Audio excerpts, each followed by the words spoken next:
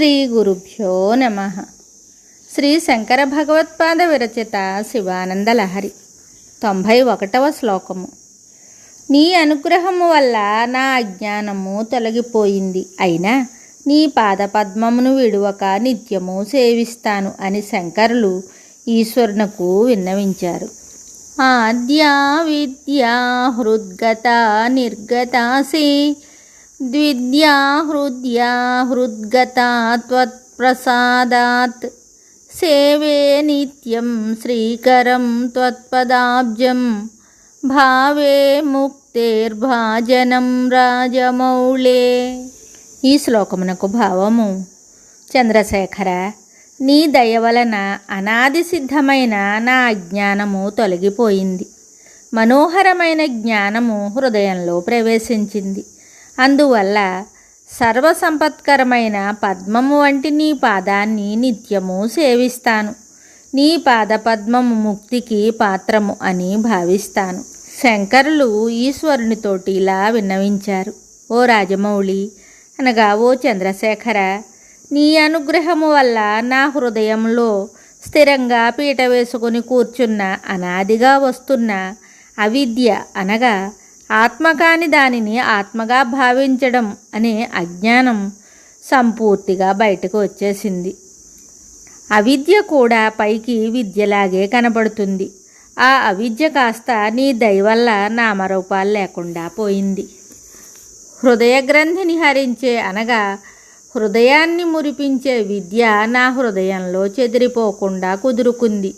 అవిద్య పోవటం, విద్య స్థిరంగా ఉండటం అన్నది నా భాగ్యం. దీనితో నీ శ్రీకరమైన పాదపద్మాలను సేవించుకుంటాను. ఇక్కడ శ్రీకరము అంటే మోక్షలక్ష్మిని ప్రసాదించేది అని అర్థం. శంకరుని పాదపద్మాలు మోక్ష సోపానాలు అని శాస్త్రాలు చెప్పాయి. శంకరులు కూడా ఇక్కడ అలాగే శివపాదాలు మోక్షలక్ష్మికి నిలయాలు అని చెప్పారు. ఈశ్వరుడు రాజమౌళి అంటే చంద్రుడు శివుని శిరస్సున ఉన్నాడు. ఈశ్వరుడు దయానిధి అని శివుడు చంద్రుని శిరస్సును ధరించటాన్ని బట్టి తెలుస్తోంది. అసలు చంద్రుడు దోషాలకు నిధి. ఈశ్వరుణ్ణి చంద్రుడు శరణు కోరాడు. శివుడు చంద్రుణ్ణి నెత్తిన పెట్టుకున్నాడు. దానితో దోషనిధి అయిన చంద్రుడు కాస్త గుణనిధి అయ్యాడు. శివునితో పాటు అందరి వందనాలు తాను అందుకుంటున్నాడు. ఇది భక్తులందరికీ మంచి గుణపాఠము. తప్పులు తెలియక చేసిన చంద్రుడి వలె శివుని పాదాలు పట్టుకోవాలి. అప్పుడు చంద్రుడి వలె తాను గుణనిధి కావచ్చునని గుర్తించాలి. ఈశ్వరుడి అనుగ్రహం వల్ల అజ్ఞానం పోయి జ్ఞానం కలిగింది. అభ్యుదయాన్ని మోక్షాన్ని ప్రసాదించే ఈశ్వర పాదములను పట్టు విడిచిపెట్టకుండా సేవిస్తానని శంకర్లు చెప్పారు. త్యాగరాజస్వామి కూడా పట్టు వీడవను రామా అంటూ శ్రీరాముణ్ణి కీర్తించారు. భగవద్గీతలో పరమాత్మ ఇలాగే చెప్పాడు: మన్మనాభవ మద్భక్తో మద్యాజీ మాం నమస్కురు మామే వైష్యసి సత్యం తే ప్రతిజానే ప్రియోసిమే.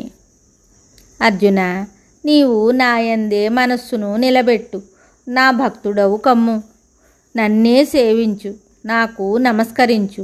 ఇలా చేస్తే నీవు నన్నే పొందగలవు. నీవు నాకు ప్రియుడవు. దీనిని నేను ప్రతిజ్ఞ చేసి చెప్తున్నాను.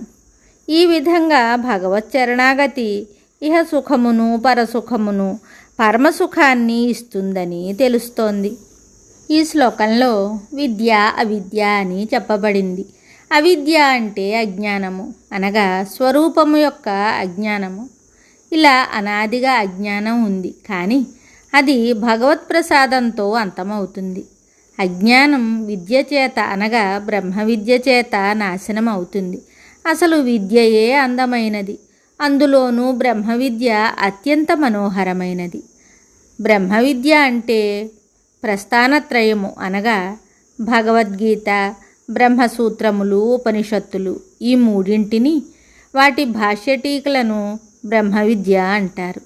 బ్రహ్మ విద్యకే జ్ఞానము అనే మరో పేరుంది. అజ్ఞానము జ్ఞానము వల్ల నశిస్తుంది. జ్ఞానము భగవంతుడి అనుగ్రహం వల్ల కలుగుతుంది. ఇక్కడ శివుని అనుగ్రహం వల్ల విద్య హృదయగతమయ్యి అవిద్య అంతరించింది అని భగవత్పాదులు చెప్పారు. గీతలో అర్జునుడు సైతం కృష్ణుడితో ఇలాగే చెప్పాడు. నష్టో మోహ స్మృతిర్లబ్ధ్వా త్వత్ప్రసాదాన్మయాచ్యుత. కృష్ణ, నీ దయ వల్ల నా మోహము పూర్తిగా పోయింది, స్మృతి కలిగింది అని. దీనిని బట్టి శంకర్లు చెప్పినట్లు భగవంతుని అనుగ్రహం లేకపోతే కోటి పర్యాయాలు శ్రవణం చేసిన పదముల అర్థముల జ్ఞానమే తప్ప యథార్థమైన జ్ఞానం లభించదని గ్రహించాలి. అంతేకాదు, అజ్ఞానం నశించింది, జ్ఞానం కలిగింది, నిత్యం నీ పాదాలు సేవిస్తాను అనే వాక్యము ద్వారా భగవత్పాద సేవ జ్ఞానానికి కూడా అవసరమే అని తెలుస్తోంది. జ్ఞాని చేసే భక్తి నిర్హేతుకమైనది కాబట్టి జ్ఞాని భక్తి అందరి భక్తి కంటే మహోన్నతమైనది.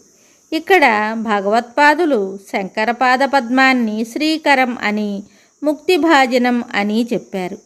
ఇక్కడ శ్రీ అంటే త్రయీ విద్య అని అర్థము. త్రయీ విద్య అంటే ఋగ్వేదము, యజుర్వేదము, సామవేదము మొత్తముపై శ్రీ అంటే త్రయీ విద్యాసారమైన బ్రహ్మ విద్య అని అర్థము.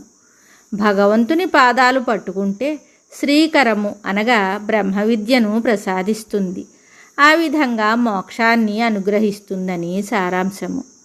మరి ఒక శ్లోకంతో మళ్ళీ కలుద్దాం. శుభం.